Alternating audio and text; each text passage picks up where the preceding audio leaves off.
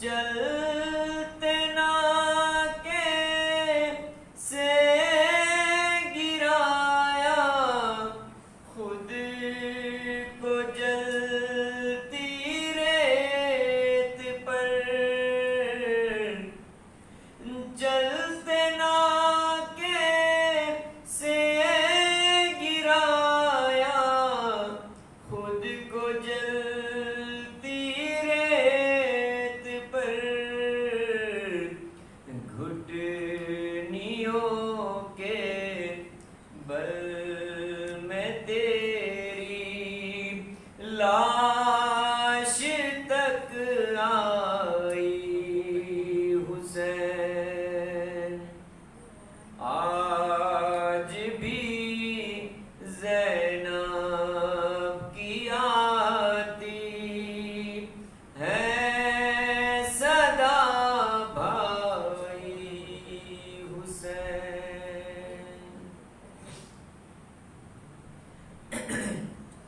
بس میں گھبرائی تھی خنجر تجھ پہ چلتا دیکھ کر بس میں گھبرائی تھی خنجر تجھ پہ چلتا دیکھ کر پھر کسی مشکل میں گر کر میں نہ گھبرائی حسین آج بھی زینب کی آتی ہے صدا بھائی حسین کون تھا جو مارنے والوں میں نہیں تھا خوبرو بھولنے بیٹھی تو کس کس کی نہ یاد آئی حسین بہہ رہے تھے آنکھ سے آنسو تیری رخسار کے وقت بہہ رہے تھے آنکھ سے آنسو تیری رخسار کے بعد پھر کوئی آنسو نہ ٹپکا آنکھ پتھرائی حسین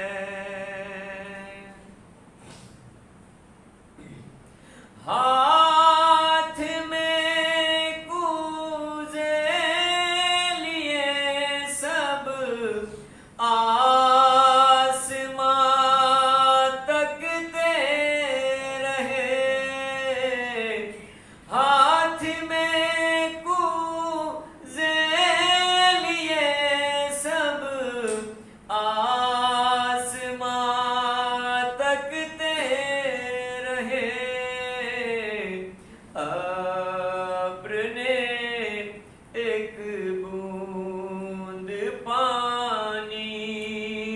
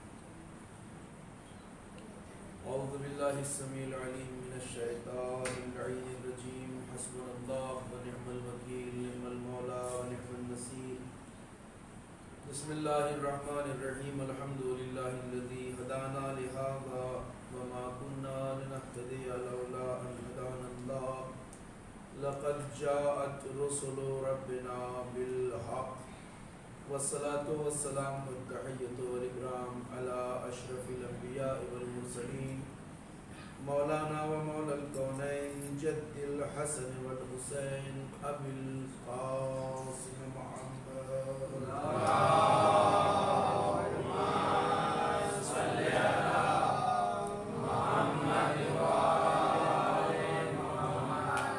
وعلى آله الطيبين الطاهرين المعصومين المظلومين الذين أذهب الله عنهم الرجس وطهرهم تطهيرا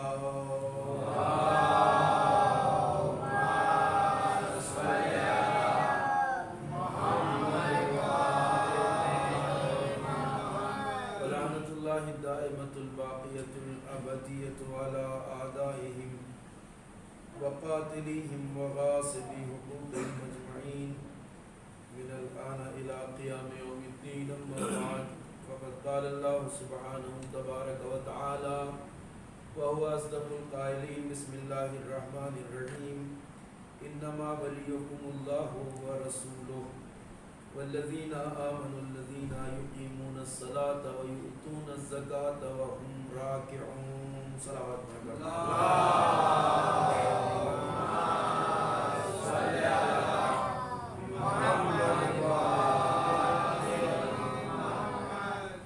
عزیزان محترم اور بزرگان گرامی قدر، آیے کریمہ جس کی تلاوت کا شرف حاصل کیا ہے اور جسے سرنامہ سخن قرار دیا ہے، یہ قرآن مجید کی وہ آیت ہے جس کے لیے میں نے عرض کیا تھا کہ اسے آیہ ولایت کہا جاتا ہے، اور اس آیت میں پروردگار متعال نے نظام ولایت کو دنیا کے سامنے پیش کیا، متعارف کرایا، اور قرآن مجید میں اس آیہ کریمہ کو خالق کائنات نے بیان فرمایا ہے، پیش کیا ہے۔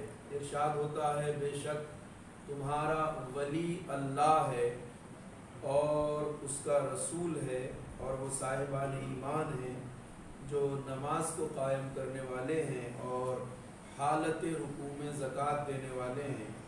حالت رکوع میں زکوٰۃ دینا امیر المومنین کا وہ کارنامہ ہے جس میں کوئی شریک نہیں ہے، اور جس صفت کو سارا عالم اسلام جانتا ہے، ہر مسلمان بخوبی جانتا ہے کہ حالت رکوع میں زکوٰۃ دینے کا کارنامہ امیر المومنین کے علاوہ کسی اور نے انجام نہیں دیا ہے۔ آیت کا اس تناظر میں ہونا اور اس بارز اور واضح صفت کا بیان ہونا ہمارے لیے آیت کے معانی کو طے کرنے میں تمام تر مدد دیتا ہے، اور اس مصداق میں کوئی شک نہیں ہے کہ یہاں ولایت امیر المومنین کا اعلان اللہ کی طرف سے کیا گیا ہے۔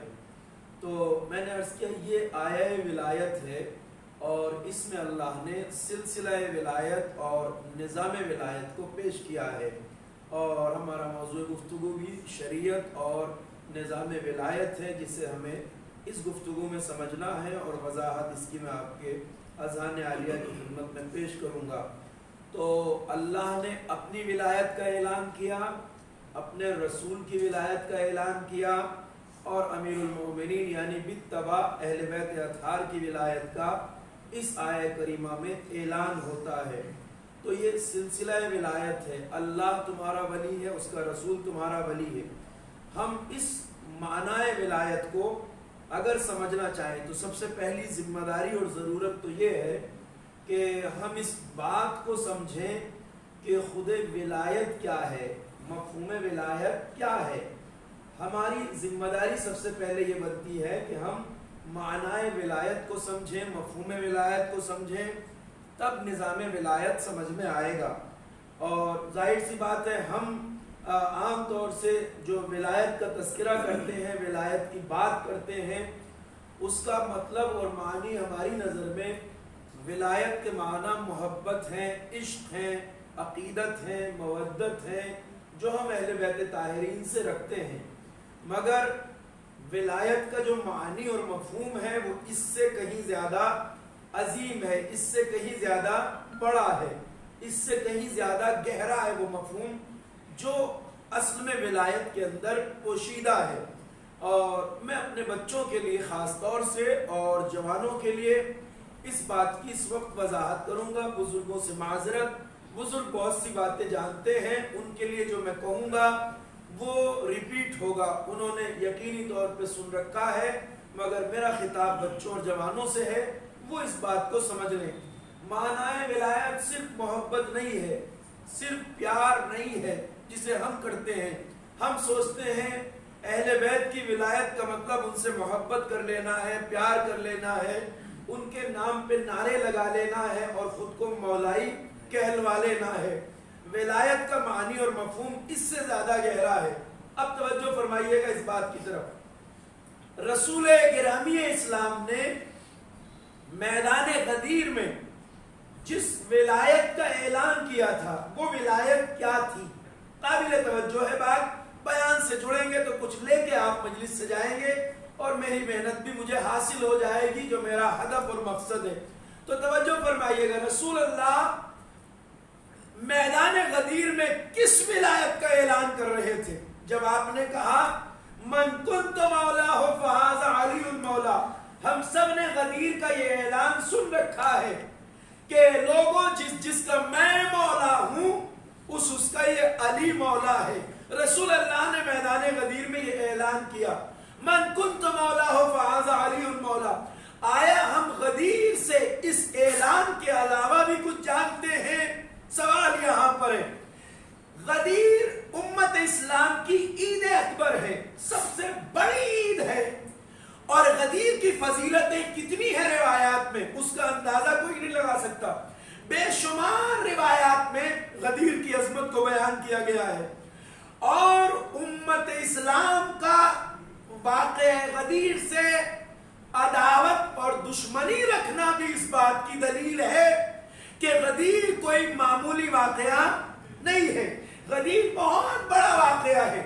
یعنی جتنی شدت عداوت ہے غدیر سے، جتنا عام امت اسلام غدیر کو بھلانا چاہتی ہے، جتنا عام امت اسلام غدیر پہ پردہ ڈالنا چاہتی ہے، اتنا ہی جان لیجئے کہ اس کا مطلب یہ ہے کہ غدیر معمولی نہیں ہے، غدیر بہت اہم ہے۔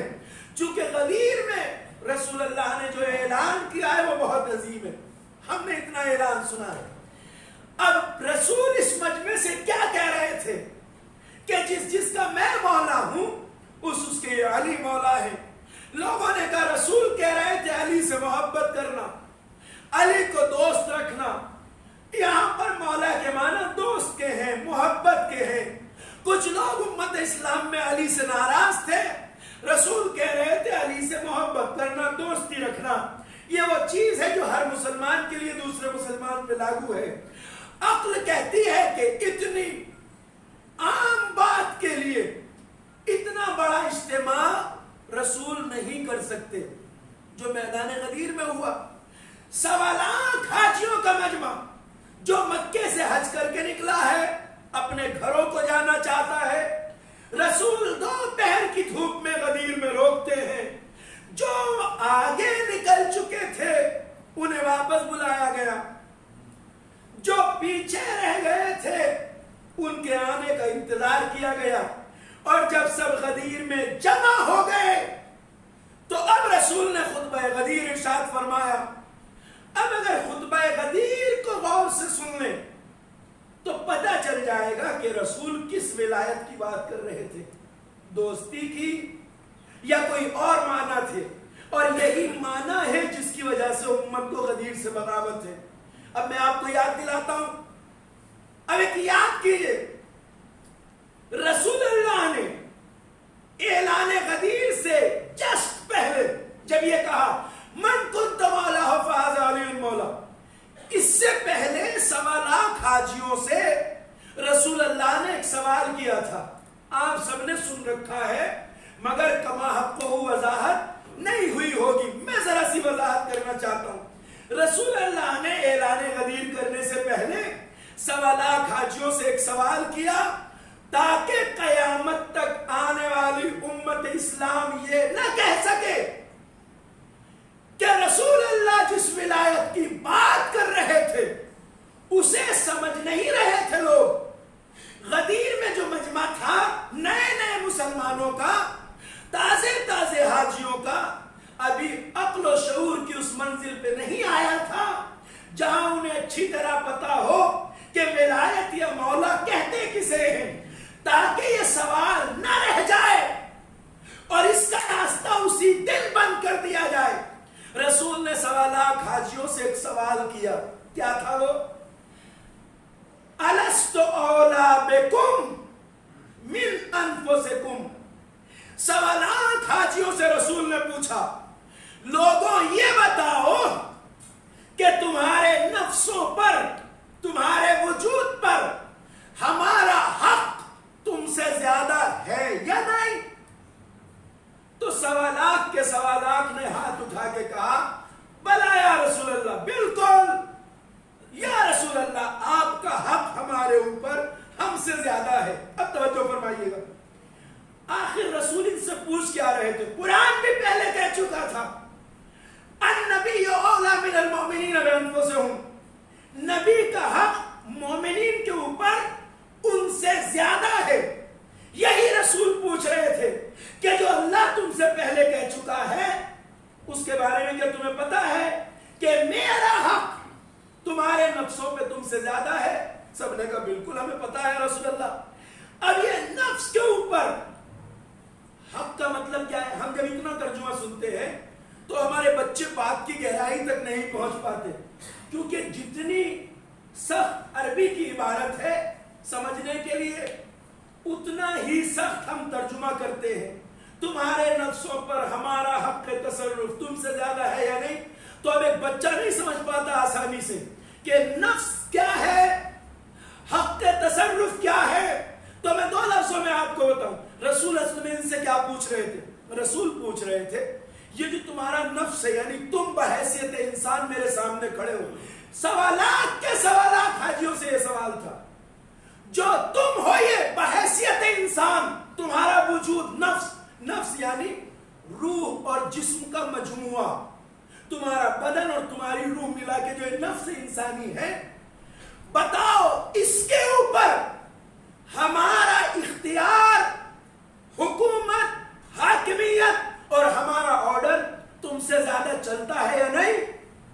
तो सबने कहा बिल्कुल या रसूल अल्लाह। अब समझ लीजिए, आप भी समझ लीजिए, हमारे बच्चे भी समझ ले, रसूल ने गदीर में कौन सी विलायत की बात की थी।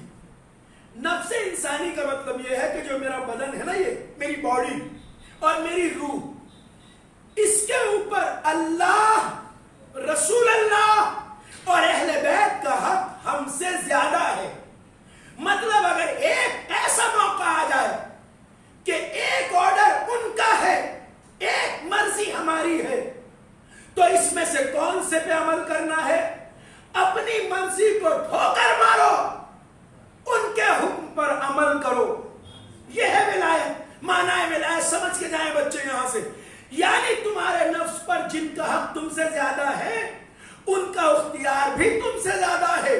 यानी अब एक बार इस तरह समझ लीजिए, विलायत के मानी ये है कि जो आदमी दायरे विलायत के अंदर है वो कभी भी शरीयत के सामने, यानी अल्लाह, उसके रसूल और अहले बैत के बनाए हुए कानून शरीयत के सामने अकड़ के ये नहीं कह सकता कि आंख मेरी है जो चाहे देखूं, कान मेरे है जो चाहे सुनूं, जबान मेरी है जो चाहे खाऊं और बोलूं, हाथ मेरा है जहां चाहे उठाऊं, पांव मेरे हैं जहां चाहे जाऊं, ख्वाहिशात मेरी है जैसे चाहे पूरा करूं। क्या नहीं, अगर दायरे विलायत में हो तो शरीयत के सामने अकड़ के ये नहीं कह सकते, ये नहीं कह सकते कि मेरी मर्जी, नहीं, पहले ये देखो वो क्या कह रहे हैं। अब आंख वही देख सकती है जिसे देखना वो जायज करार दें, कान वही सुन सकता है जिसे सुनना वो जायज करार दें, जबान वही बोल सकती है जिसे बोलना वो जायज करार दें, हाथ वही उठा सकते हो जहां उठा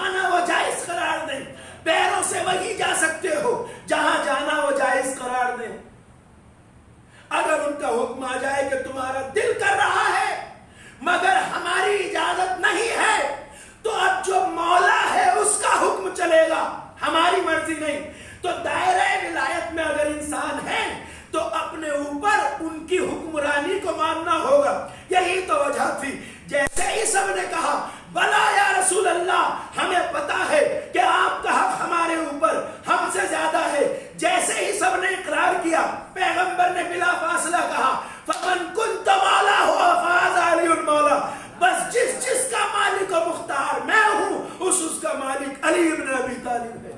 ایک صلوات پڑھیے پر محمد و آل محمد.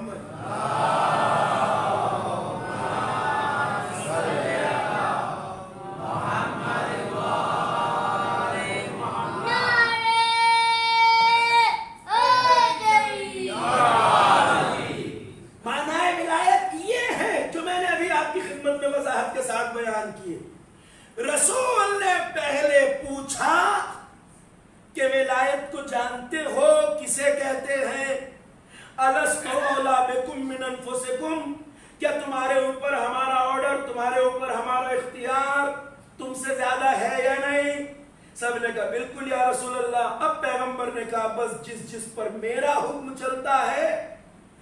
تو غدیر میں صرف محبت کا اعلان نہیں تھا، غدیر میں علی کی حاکمیت کا اعلان تھا، اور پیغمبر نے علی کو غدیر میں خلیفہ بنایا اپنا. اب دیکھیں ایک بات سنیے گا، میں ایک بات آپ سے کہوں اور اسی طرح غور سے سنیے گا میں کیا عرض کرنا چاہتا ہوں. غدیر کا قد اسلامی تاریخ میں سب سے بڑا ہے. ایک بات ہمارے یہاں کہی جاتی ہے اور غلط نہیں ہے، مگر اس میں ایک بات کا اضافہ ضروری ہے. ہم کہتے ہیں غدیر وہ جگہ ہے جہاں امیر المومنین کی ولایت کا اعلان ہوا. ٹھیک ہے، چونکہ اللہ کا حکم آیا یا ایھا الرسول بلغ ما انزل الیک من ربک وان لم تفعل فما بلغت رسالتہ. اللہ کا حکم آیا، پہنچاؤ اس حکم کو. رسول نے پہنچایا. ہم عام طور سے یہ سمجھتے ہیں کہ غدیر صرف اعلان ولایت کی جگہ ہے، لیکن غدیر کا قد اس سے کہیں بڑا ہے، کیونکہ غدیر صرف اعلان کی جگہ نہیں ہے. ایک بھاری لفظ استعمال کروں گا پھر اس کے معنی آسان کروں گا آپ کے ذہن تاکہ پہنچ جائے. غدیر میں اعلان بھی ہے اور انتصاب بھی ہے. یعنی غدیر میں صرف علی کی ولایت کا اعلان نہیں کیا، بلکہ غدیر میں اعلان کر کے رسول نے اپنی زندگی میں علی کو اپنا جانشین معین کر دیا، بنا دیا. اسی لیے غدیر دوسرے واقعات سے افضل اور برتر ہے. اگر یہ مان لیں کہ غدیر میں بس اعلان ہوا تو انصاف سے بتائیے اعلان کے رسول شروع سے نہیں کر رہے تھے علی کی ولایت کا؟ اعلان تو روز اول سے تھا یا نہیں؟ ارے جس دن دعوت ذوالعشیرہ تھی اس دن سے اعلان کر رہے تھے میرے بعد میرا وصی، میرا جانشین، میرا خلیفہ، میرا بھائی یہ ہوگا علی ابن ابی طالب. تو پھر غدیر میں کیا خصوصیت ہے صاحب؟ اعلان تو رسول ذوالعشیرہ سے کرتے آ رہے تھے. یوم خیبر جس دن تھا تب بھی اعلان کیا تھا، جس دن حدیث یوم الانذار ارشاد فرما رہے تھے اس دن بھی کہا تھا، جس دن یہ کہہ رہے تھے اے علی تم سے میری نسبت بالکل ایسی ہے جیسی موسیٰ کو ہارون سے حاصل تھی، الا انہ لا نبی بعدی، بس یہ ہے کہ میرے بعد کوئی نبی نہیں ہوگا. تو اعلان تو علی کی ولایت و خلافت کا رسول شروع سے کر رہے تھے. پھر غدیر بڑی کیوں ہے؟ غدیر اس لیے بڑی ہے کہ اعلان تو ہر موقع پہ کیا، مگر غدیر میں اعلان بھی کیا، علی کو اپنا جانشین بنا بھی دیا. اور یہی وجہ ہے کہ غدیر لوگوں کو زیادہ کھلتی ہے، چونکہ جب تک ذوالعشیرہ سے لے کر غدیر کے دن تک رسول اعلان کرتے رہے کسی کو فکر نہیں تھی، مگر غدیر میں صرف اعلان نہیں کیا، رسول اللہ نے اعلان غدیر کے بعد کسی کو بھی تب تک جانے نہیں دیا جب تک ہر ایک سے علی کے ہاتھ پر بیعت نہ لینی ہو. توجہ فرمائیے گا آپ بات پر. اس دن کسی کو جانے نہیں دیا، 3 دن تک رو کے رکھا، نہ کوئی مرد گیا نہ عورت، ہر ایک سے بیعت لیا نہیں علی کے ہاتھوں پر. تو غدیر اس لیے بڑی ہے کہ غدیر میں اعلان بھی ہے، انتصاب بھی ہے. اب آپ بچوں کے کام آنے والی ایک بات میں بتاؤں. غدیر اب یاد کر لیجیے، غدیر وہ جگہ ہے جہاں اعلان بھی ہے اور انتصاب بھی ہے. یعنی غدیر کے میدان میں علی کو اپنی زندگی میں اپنا جانشین بنا کے پوری امت سے علی کے ہاتھوں پر رسول نے بیعت لینی تھی. اور بڑے بڑے اصحاب نے کہا تھا بخن بخن لگا ابن ابی طالب، مبارک ہو اے علی ابن ابی طالب، اصبحت مولایا و مولا کل مؤمن و مومنہ، آج سے تم میرے بھی مولا ہو گئے اور ہر مومن و مومنہ کے مولا ہو گئے. چپکے سے سن رہے ہیں آپ مگر سن سب رکھا ہے آپ نے, ایسی بات نہیں ہے, یہ اسلامی تاریخ ہے. اب ایک بات میں آپ کو بتانا چاہتا ہوں, امت اسلام کا کوئی عام مسلمان اگر ہمارے کسی جوان کو روک کے یہ پوچھ لے کہ یہ جو آپ اپنے کلمے میں اور اذان میں جملہ کہتے ہو یہ کیوں کہتے ہو, اگر آپ سے سوال کر لے تو آپ کے پاس جواب کیا ہوگا؟ وہ یہ پوچھ لے کہ جب آپ علی کی ولایت کی گواہی دیتے ہو اشہد ان امیر المؤمنین و امام المتقین علی ولی اللہ و وصی رسول اللہ و خلیفتہ, سب کو یاد ہے نا. اب اگر وہ یہ کہے کہ ہم بھی کہتے ہیں علی ولی اللہ ہے, ہم بھی کہتے ہیں علی خلیفہ رسول اللہ ہے, آپ بھی کہتے ہو ہم بھی کہتے ہیں, مگر یہ آپ وَخَلِيفَتُهُ بِلَا فَصْلِ کہاں سے کہہ رہے ہیں؟ تو آپ کے پاس جواب کیا ہوگا؟ وہ کہیں گے بھائی خلیفہ ہم بھی مانتے ہیں تم بھی مانتے ہو, علی کی فضیلتیں ہم بھی مانتے ہیں تم بھی مانتے ہو, یہ بلا فصل آپ کہاں سے لگاتے ہو؟ دلیل کیا ہے؟ وہ کہیں گے ہم بھی مانتے ہیں علی کو خلیفہ مگر چوتھا مانتے ہیں, ہم فاصلوں سے مانتے ہیں, آپ بلا فصل مانتے ہیں. تو آپ کے پاس دلیل کیا ہے بلا فصل کی؟ اب میں غدیر پڑھ چکا ہوں آپ کے سامنے, اب تو جواب ہے. اگر آپ نے غدیر کو اس زاویے سے نہ دیکھا تو جواب نہیں دے سکتے. بلا فصل پر دلیل ہے واقعہ غدیر, جہاں علی نے اپنی زندگی میں رسول نے علی کو اپنا خلیفہ بنا کے ایک ایک مسلمان سے علی کی بیعت لے لی تھی. صلوات پڑھیے بر محمد و آل محمد.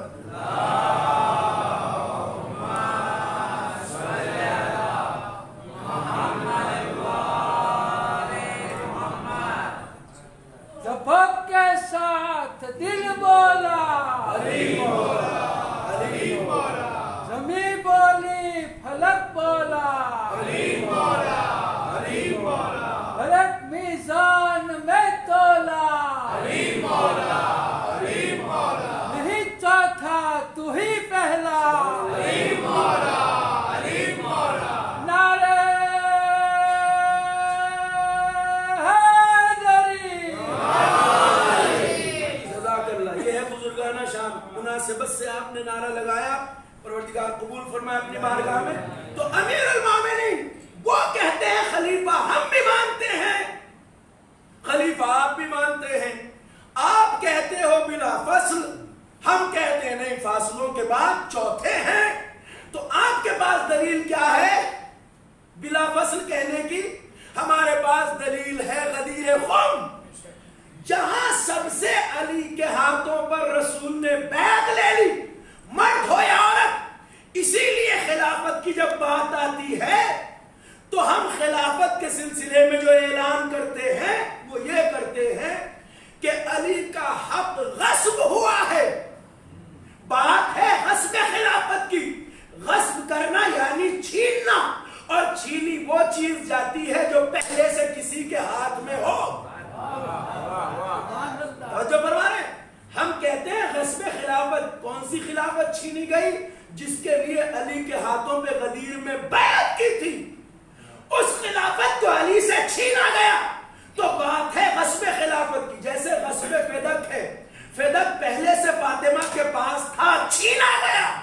ولایت پہلے سے علی کے پاس تھی, چھینی گئی. خلافت پہلے سے علی کے پاس تھی, چھینی گئی. ایک صلوات پڑھیے بر محمد و آل محمد.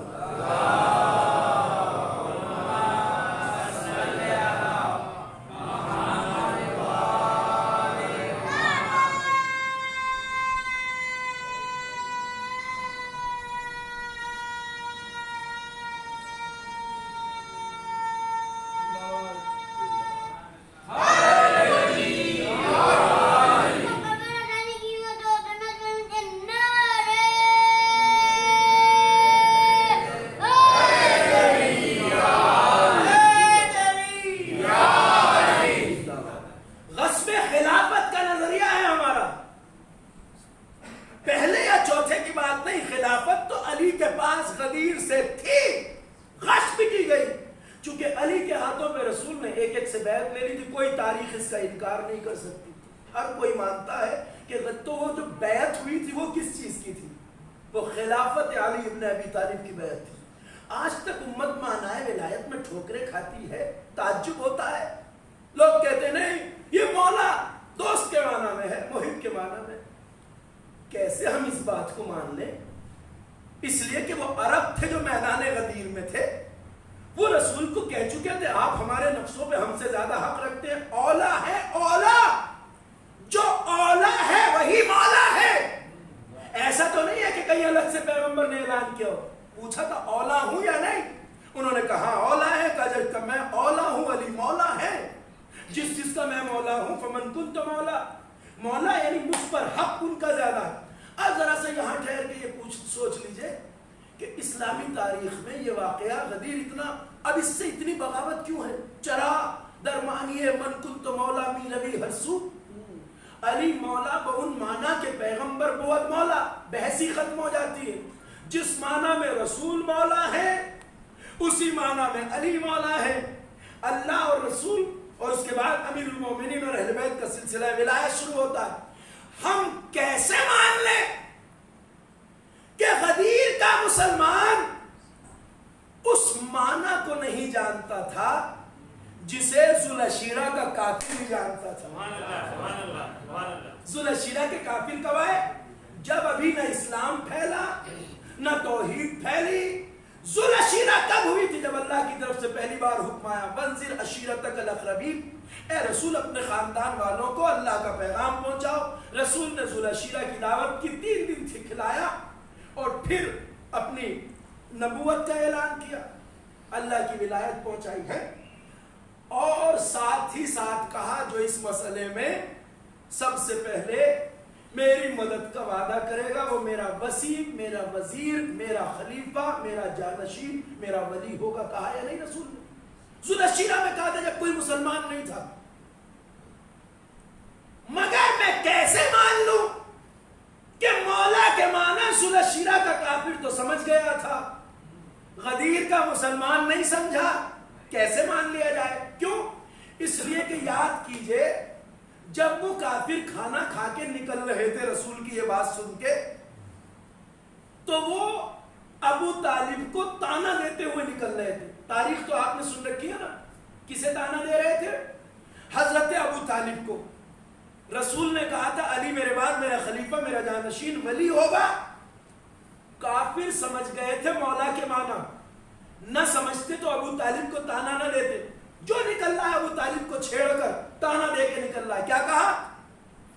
مبارک ہو اے ابو طالب کہ تمہارے بھتیجے نے تمہارے بیٹے کو تمہارا حاکم بنا دیا۔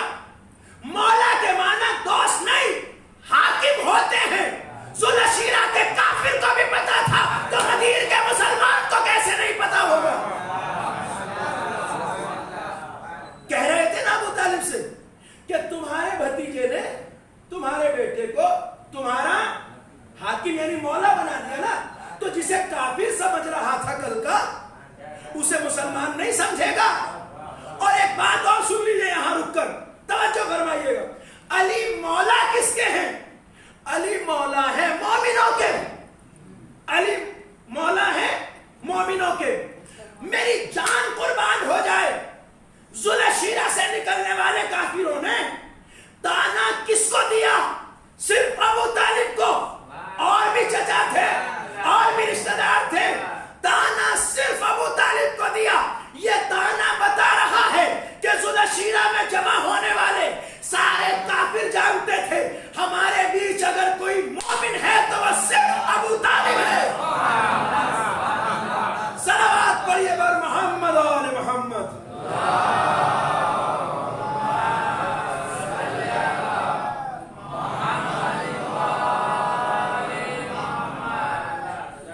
تانا تو ابو طالب کو دیا نا صرف، تو علی مولا ہے مومنوں کے، کافروں کے تو نہیں، منافقوں کے تو نہیں، مشرکوں کے تو نہیں۔ تو اس لیے ابو طالب کو تانا دیا گیا کہ ان سب کو پتا تھا کہ ہمارے بیچ اگر کوئی مومن ہے جس کے آج علی مولا بنے ہیں وہ صرف ابو طالب ہے۔ جو فیصلہ ذوالشیرہ میں ہوا وہی غدیر میں، وہاں بھی علی صرف مومن کے مولا تھے، غدیر سے بھی علی صرف مومنین کے مولا ہے۔ جو علی کی ولایت سے بغاوت کرے اسے اپنے ایمان کے بارے میں ضرور سوچنا چاہیے۔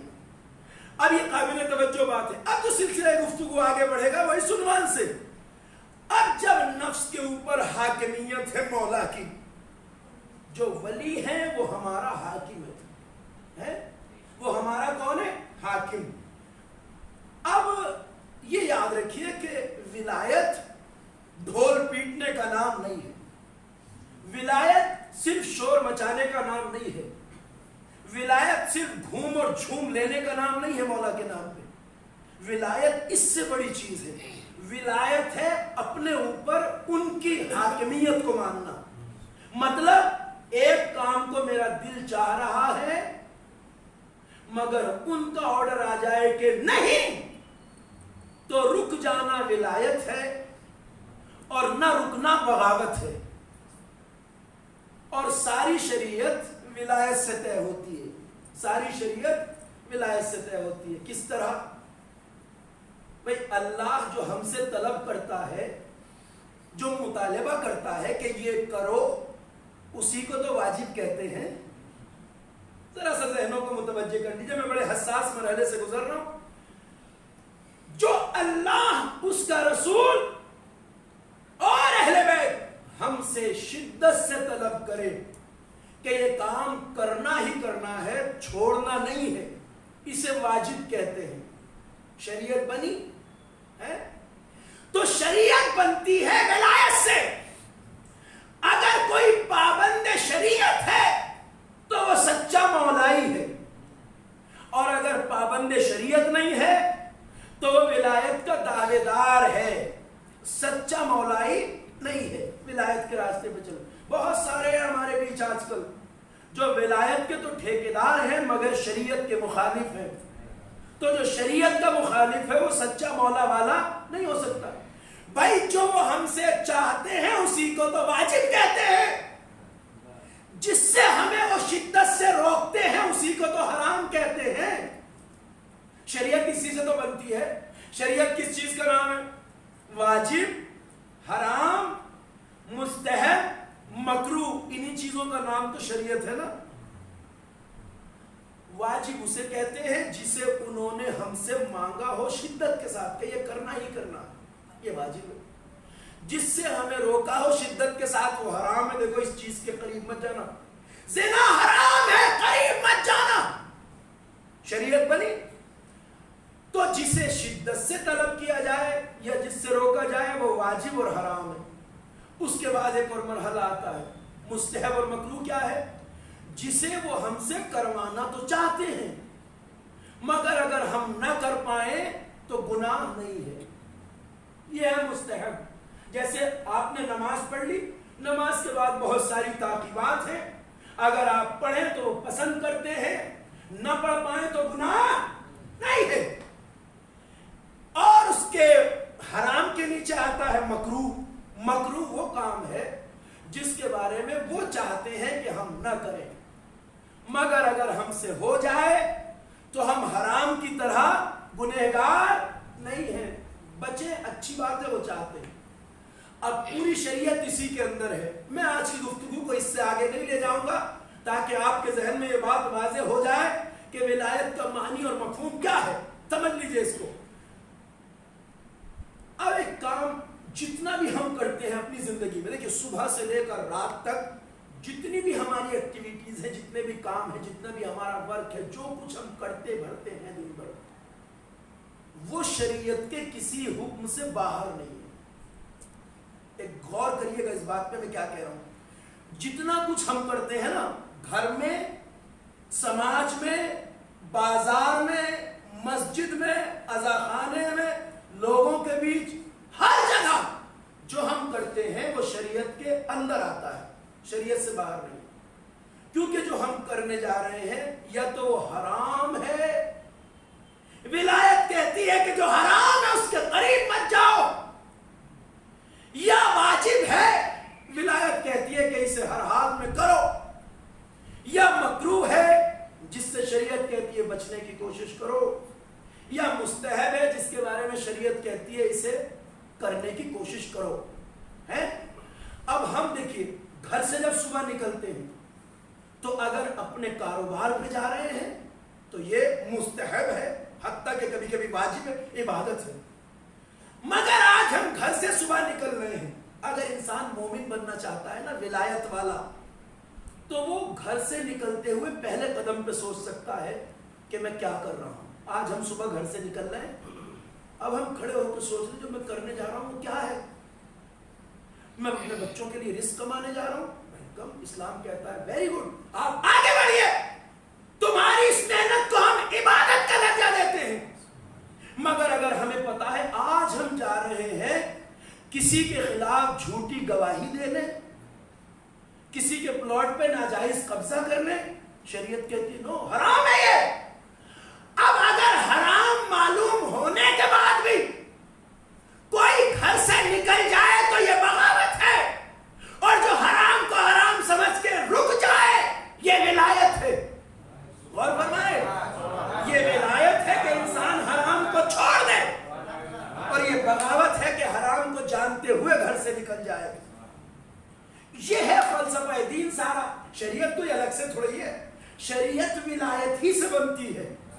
توجہ فرما رہے. اب ہم جو کچھ کرتے ہیں وہ سب شریعت کے یعنی ولایت کے دائرے میں آتا ہے. کیا کرنا ہے یہ بھی دیکھنا ہم ہی کو ہے، کیا نہیں کرنا یہ بھی دیکھنا ہم ہی کو ہے. اب یا تو جو ہم کرنے جا رہے ہیں واجب ہے جسے کرنا چاہیے، یا جو ہم کرنے جا رہے ہیں حرام ہے جسے چھوڑ دینا چاہیے، یا مکروہ ہے جس سے بچنا چاہیے، یا مستحب ہے جسے کرنے کی کوئی. ایک چیز ایسی ہوتی ہے کہ ایک وقت ایسا ہوتا ہے نہ وہ حرام ہے نہ واجب، نہ مکروہ ہے نہ مستحب. وہ کیا چیز ہے؟ بہت ساری ہیں ایسی. اسے شریعت مباح کہتی ہے. ذرا سا میرے بزرگ مجھے معاف کریں گے مگر بچوں کے کام آنے والی بات ہے. یہ چیز کیا ہے؟ مباح. مباح کیا ہے؟ نہ تو واجب نہ حرام نہ مستحب نہ مکروہ. مباح کیا ہے؟ یہ. اب جب اس میں نہ تو روکا گیا نہ کرنے کو کہا گیا، نہ مکروہ نہ مستحب نہ ثواب نہ عذاب، کچھ نہیں. جیسے یہ پانی یہاں رکھا ہوا ہے گلاس بھر، اس پانی کو میں اس وقت پینا چاہوں، میرے پاس رکھا ہے، آپ بتائیں گے اس کے بارے میں شریعت کا میرے لیے کیا حکم ہے؟ عام حالت میں نہ اسے پینا واجب ہے میرے لیے اور نہ پینا حرام ہے میرے لیے، ہے نہ اس کو پینا مستحب ہے نہ مکروہ ہے. اس وقت یہ پانی جو رکھا ہے یہاں پر نہ حرام ہے میرے لیے نہ واجب نہ مکروہ ہے نہ مستحب. یہ کیا ہے؟ یہ مباح ہے. بہت سارے کام ہیں گھر میں، زندگی میں، لائف میں، آپ کی ازدواجی زندگی میں جو ایک حالت میں مباح ہوتے ہیں. آپ کی مرضی کرو یا نہ کرو، شریعت نہ حرام کہتی ہے، نہ واجب نہ مکروہ نہ مستحب. کیا یہ مباح ہے؟ اب آپ ایک بات ضرور کہیں گے مجھ سے کہ مولانا جب شریعت کا نہ واجب نہ حرام نہ مکروہ نہ مستحب مباح ہے تو اس میں شریعت کی کیا دخالت ہے؟ دیکھیے اس پر بھی حکومت ہے شریعت کی. یہ بھی شریعت کی حکومت یعنی ولایت سے باہر نہیں ہے. کیوں؟ اس لیے کہ ابھی جو شریعت اسے مباح کہہ رہی ہے اگر حالات بدل جائیں تو اس کے بارے میں شریعت کا حکم بدل جائے گا. اب کیا ہے؟ توجہ فرمائیے گا. جو شریعت اب سے مجھ سے کہہ رہی ہے کہ تمہاری مرضی، اگر ممبر پہ بولتے بولتے میری یہ حالت ہو جائے کہ میری جان اسی صورت میں بچ سکتی ہے جب میں اس پانی کو پیوں، تو اب شریعت یہ نہیں کہے گی مولانا باپو آپ کی مرضی پیو نہ پیو. نہیں، اب شریعت کا آرڈر بدل جائے گا اس کے بارے میں. چونکہ جان پہ بنی ہے تو اب شریعت کہتی ہے اسے پی کے اپنی جان بچاؤ، واجب ہے. اب یہی پانی مجھ پہ ہو گیا واجب جو ابھی تک مباح تھا. اس کا مطلب اس پر بھی حکومت ہے شریعت کی. عام حالت میں ایک چیز ہمارے لیے مباح ہے، ابھی تک مباح ہے، پیوں نہ پیوں میری مرضی. لیکن اگر میری حالت بدل جائے، خدا نہ خواستہ میں بولتے بولتے یہ حالت ہو جائے میری کہ میں اسی وقت بچ سکتا ہوں جب اسے پیوں، تو اب شریعت کہے گی واجب ہے اسے پی کے جان بچاؤ، مرنا نہیں. اور یہ بھی ہو سکتا ہے کہ پانی یہ میرے لیے حرام ہو جائے. میں تو بول رہا ہوں ٹھیک، مگر مجلس میں کوئی بھی انسان یا مسجد سے باہر کوئی جانور بھی، کتا بھی اگر پیاس سے مر رہا ہے اور اسے بچانے کے لیے بس یہی پانی ہے، تو اب شریعت یہ نہیں کہے گی آپ کی مرضی، اب شریعت کہتی ہے اسے پلا کے اس کی جان بچانا واجب ہے، تمہارے لیے پینا حرام ہے۔ اگر میں پی جاؤں اور وہ پیاسا مر جائے تو یہ میں نے حرام کیا ہے۔ تو اس کا مطلب مباح اور مکروہ پر بھی، مباح پر بھی شریعت کی حکومت ہے۔ بہت سارے کام ہیں کہ جو عام حالات میں آپ کی مرضی، حالت بدل جائے تو حرام ہو جاتے ہیں، ہے یا نہیں؟ اب ایک صلوات پڑھ لیجیے پر محمد و آل محمد۔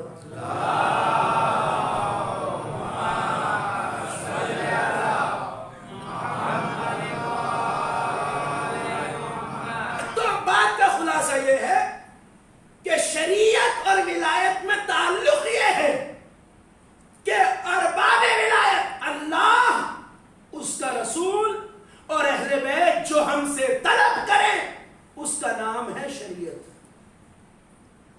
شریعت اور ولایت کا تعلق میں نے اس گفتگو میں واضح کر دیا ہے آپ کے سامنے۔ شریعت بنتی ہے دائرہ ولایت سے۔ اب ایک سوال، امت نے آل محمد کی ولایت سے بغاوت کی، انہوں نے نہ تو اللہ کی ولایت کا انکار کیا، عام مسلمان اللہ کی ولایت کا انکار نہیں کرتے، آیت قرآن میں ہے، اور امت کو اللہ کی ولایت سے انکار نہیں ہے۔ جس مسلمان سے پوچھئے کہ اللہ تمہارا مالک ہے، حاکم ہے، مولا ہے، رب ہے، تو کہیں گے بالکل، اور نہ رسول اللہ کی ولایت سے انکار ہے، کیونکہ غدیر میں سب کہہ رہے تھے بلا یا رسول اللہ۔ بغاوت کس سے ہے؟ ولایت اہل بیت سے۔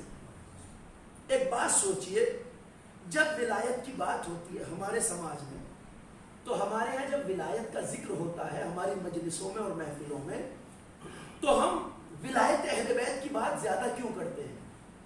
چاہے محفل ہو چاہے مجلس، ذکر ہمارے یہاں کس کا ہوتا ہے؟ ولایت مولا کا، ولایت اہل بیت کا۔ اس کی کیا وجہ ہے؟ جبکہ ولایت اللہ کی بھی ہے، رسول اللہ کی بھی ہے۔ ہم اپنی مجلسوں میں، اپنی محفلوں میں ولایت اہل بیت کا ذکر کیوں کرتے ہیں زیادہ؟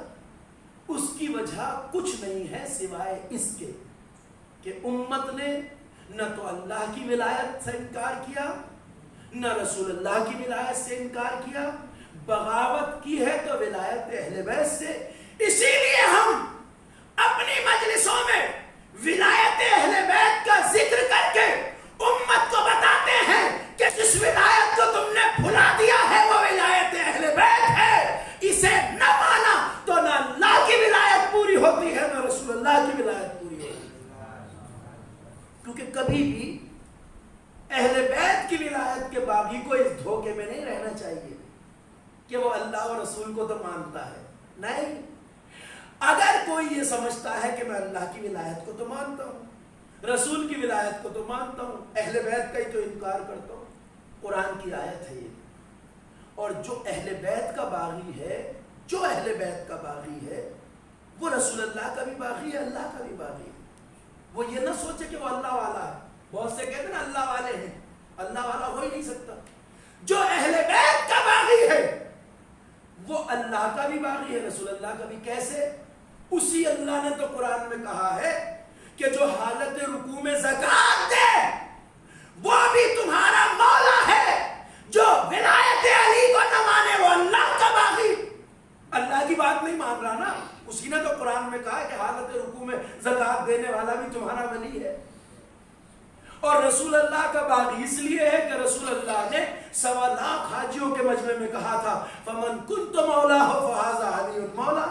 جو اعلان پیغمبر کو نہ مانے وہ رسول اللہ کا باغی ہے۔ ایک صلوات پڑھیے بار محمد و آل محمد۔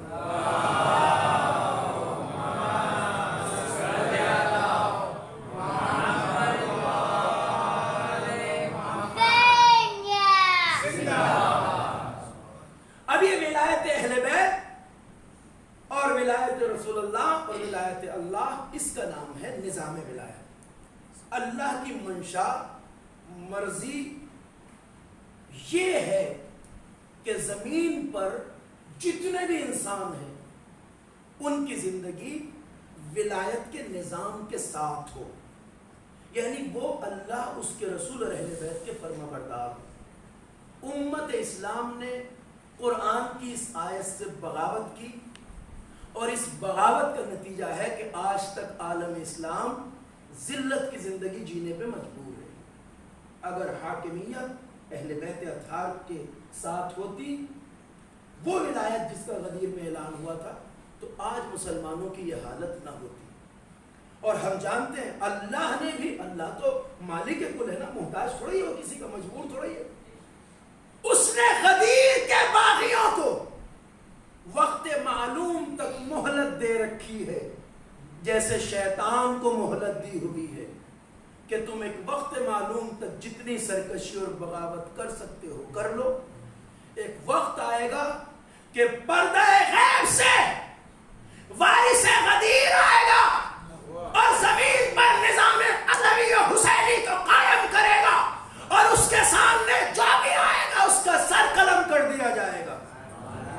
زمین پر نظام ولایت الہیہ نافذ ہوگا، اور کائنات میں حجت الہی کی حکومت ہوگی، اور انسانوں کو اتنا کمال حاصل ہوگا جس کے بارے میں وہ آج سوچ بھی نہیں سکتے۔ مجھے موقع ملا تو میں کسی مجلس میں حضرت حجت کے ظہور کے بعد جیسی دنیا ہوگی اس کے بارے میں روشنی ڈالوں گا آپ کی خدمت میں۔ ہم حضرت حجت کے دور کے منتظر ہیں نا، بس جس دن تک ظہور نہیں ہوتا اس دن تک سرکشوں کو اجازت ہے کہ وہ غدیر سے جتنی چاہے بغاوت کریں۔ اللہ کے پاس ٹائم کی کمی تھوڑی ہے، یہ یہی تو سوچ سکتے ہیں کہ ہم اتنے سال سے بغاوت کر رہے ہیں، 1400 سال ہو گئے، مگر اللہ کے پاس کوئی وقت کی کمی تو ہے نہیں، وہ تو ازلی و ابدی ہے، اس کے لیے 1400 سال کوئی بہت بڑی چیز ہے۔ ہمیں لگ سکتا ہے بہت بڑی ہے، اس کے لیے بڑی نہیں ہے۔ اس نے کہا جتنی سرکشی کر سکتے ہو کر لو، آخر میں وارث غدیر کو جب بھیجوں گا تو اس کے ہاتھ میں وہی ذوالفقار ہوگی جو علی کے ہاتھوں میں تھی، اور زمین پہ خلافت الہیہ اور نظام الہی قائم ہوگا۔ زمین اپنی ساری برکتیں انسانوں کو دے دے گی، آسمان اپنی ساری نعمتیں زمین پر نازل کر دے گا، اور اس روئے زمین پر ایسی کائنات، ایسی زمین، ایسی حکومت، ایسا سسٹم ولایت نافذ ہوگا کہ ہر انسان امن، چین، سکون، رفاہ، کمال اور بلندی کے ساتھ زندگی گزارے گا۔ ہم سب انتظار میں ہیں نا۔ آج یہ سسکتی ہوئی انسانیت، روتے ہوئے بچے، بھوکے پیٹ سونے والے لوگ، اگر انہیں ہم بتا دیں کہ ظہور کے بعد کیسی نعمتیں حاصل ہوں گی تو یہ ہمارے ساتھ تڑپ تڑپ کے کہیں گے اجلنا ظہورک، پروردگار جلد از جلد امام زمانہ کے ظہور میں تعجیل فرما۔ ایک سلام پڑھیے اور محمد و آل محمد۔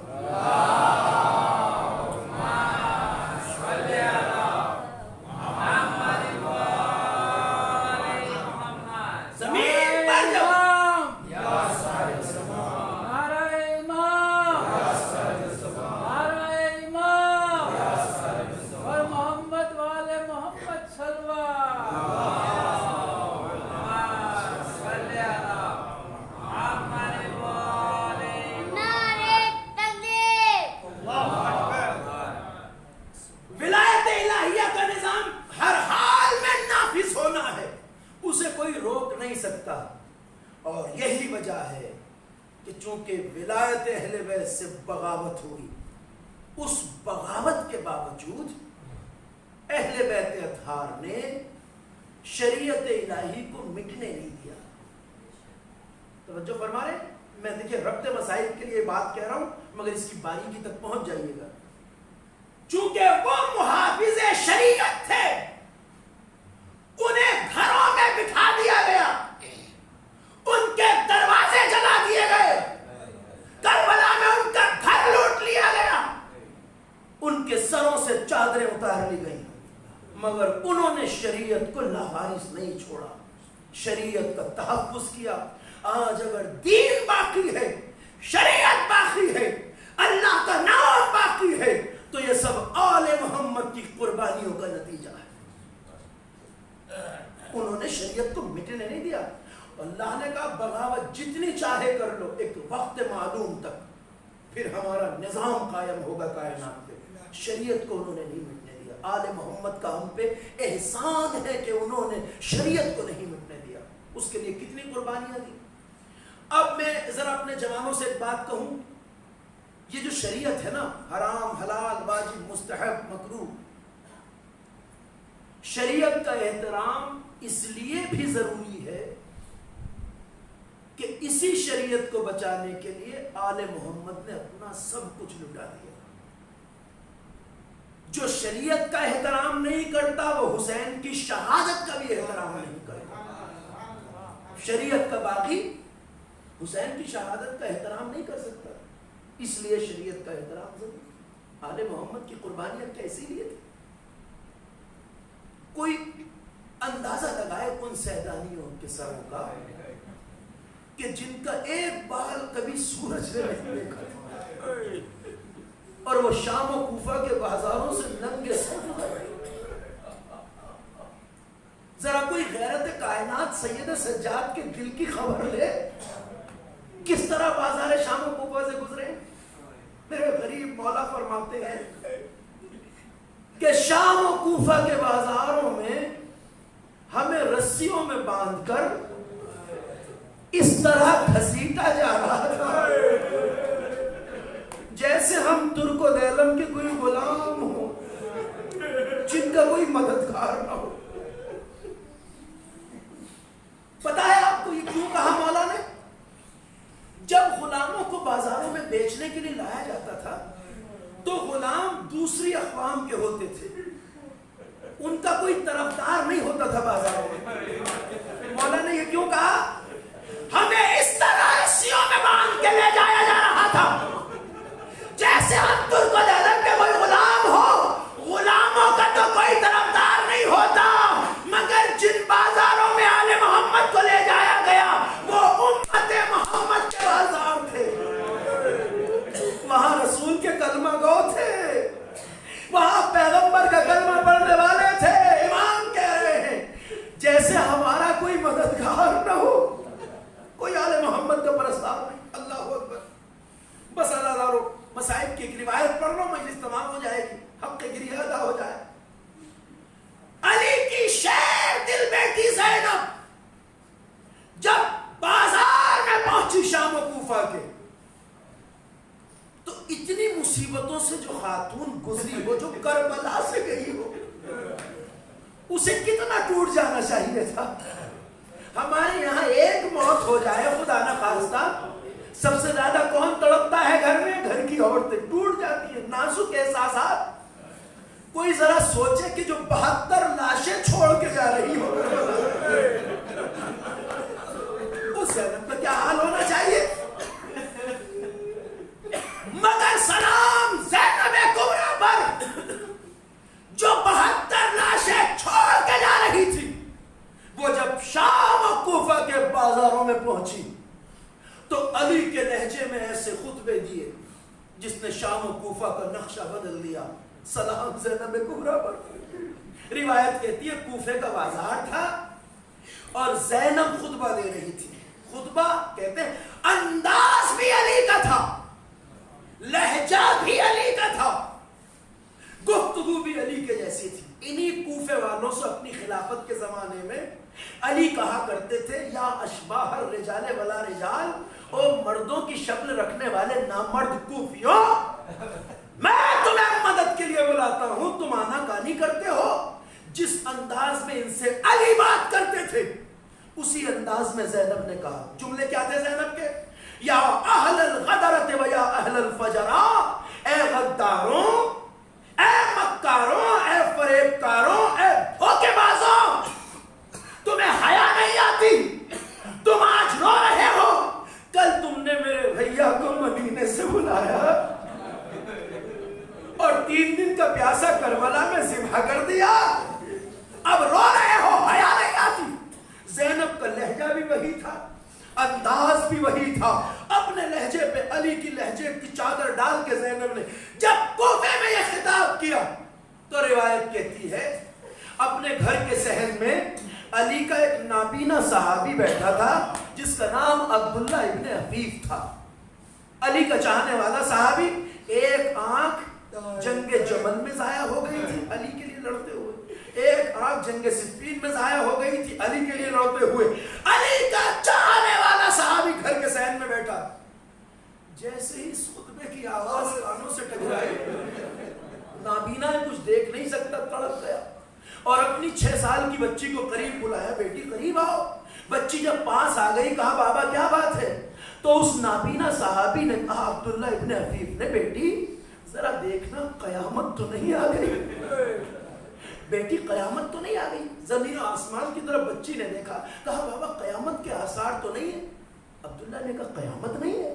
کہا نہیں بابا. کہا بیٹی اگر قیامت نہیں آئی تو یہ آج میرے مولا علی کی آواز کہاں سے آ رہی ہے؟ اجرکم اللہ، یہ میرے مولا کی آواز کہاں سے آ رہی ہے؟ مجھے پتا ہے میرا مولا برسوں پہلے اس دنیا سے جا چکا ہے. اے بیٹی آواز کہاں سے؟ بچی نابینا باپ کو لے کے اٹھی، کہا بیٹا ذرا گھر کے باہر نکلو، کیا بات ہے، کس کی آواز ہے؟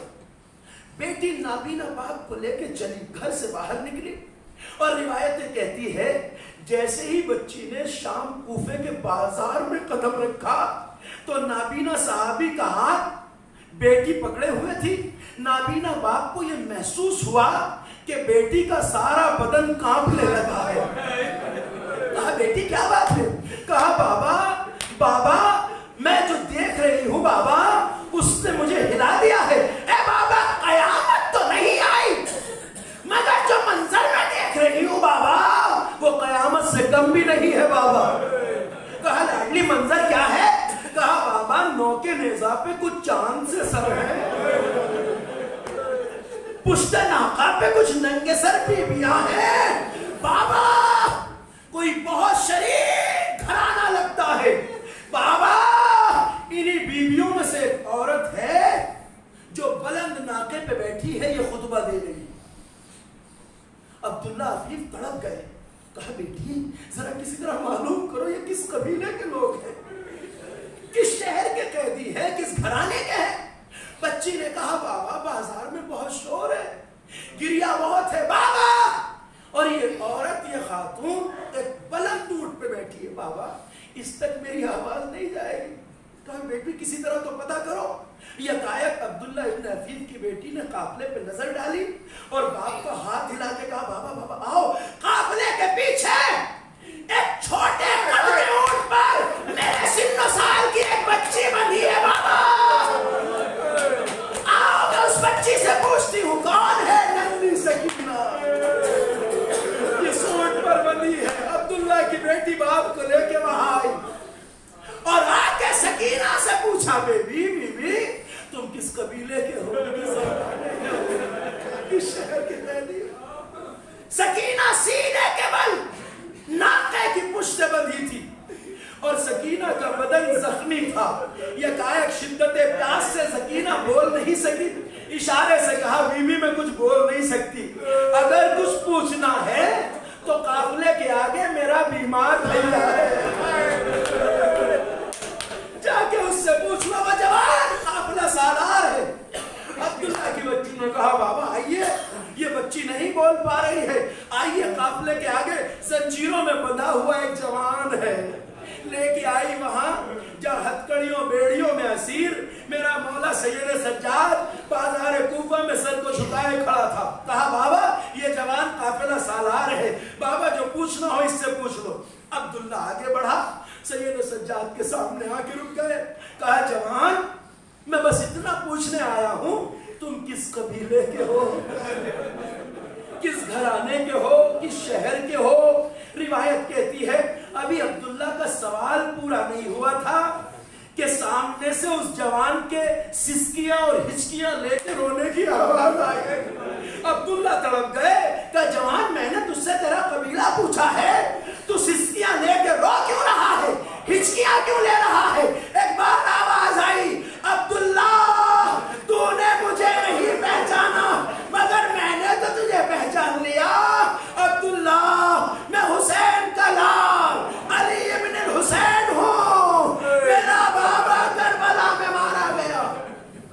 عبداللہ تڑپ گئے، مولا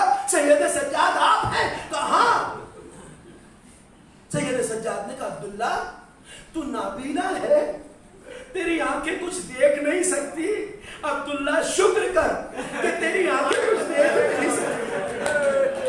ذرا میرے دل کا خیال کر، عبداللہ تو دیکھ نہیں سکتا، عبداللہ اگر دیکھ پاتا تو دیکھتا وہ بلند نیزے پہ میرے بابا کا سر، وہ میرے بھیا قاسم کا سر، وہ میرے بھیا علی اکبر کا سر۔ عبداللہ پشت ناقہ پہ جو بیٹھی ہے یہ میری مائیں بہنیں اور پھپھیاں ہیں۔ عبداللہ وہ بیوی جو خطبہ دے رہی ہے میری پھپھی زینب کبریٰ ہے۔ وَسَيَعْلَمُ الَّذِينَ ظَلَمُوا أَيَّ مُنْقَلَبٍ يَنْقَلِبُونَ إِنَّا لِلَّهِ وَإِنَّا إِلَيْهِ راجعون۔ الہی بحق زہرا وأبیہا وبعلہا وبنیہا والسر المستودع فیہا، رب کریم تجھے واسطہ تیری عظمت و جلالت کا ہمارے ذکر عبادت کو قبول فرما۔ پروردگار بندگی و اطاعت کی توفیق عطا فرما، گناہوں سے اجتناب کی توفیق عطا فرما۔ رب کریم ہمارے دلوں میں عشق و محبت و معرفت اہل بیت کو زیادہ سے زیادہ فرما۔ پروردگار ہمارا حشر و نشر محمد و آل محمد کے ساتھ فرما۔ رب کریم جو مقروض ہے انہیں بار قرض سے سبکدوش فرما، جو پریشان حال ان کی پریشانیوں کو برطرف فرما، پالنے والے سب مومنین کو خیر و برکت عنایت فرما۔ رب کریم مقامات مقدسہ تبات عالیات بالخصوص کربلا معلیٰ نجف اشرف سامرہ اور روضہ سیدہ زینب کی حفاظت فرما، وہاں حفاظت میں معمور نوجوانوں کے عزم و حوصلے اور ہمتوں میں اضافہ فرما۔ رب کریم علماء اعلام اور مراجع کرام کا سایہ ہمارے سروں پہ برقرار رکھ۔ پروردگار منتقم خون حسین صاحب زمانہ حضرت حجت کے ظہور میں تعجیل فرما، ہمیں اس لائق بنا کہ ہم اپنے امام کے ناصرین میں شامل ہو سکیں۔ ماتم حسین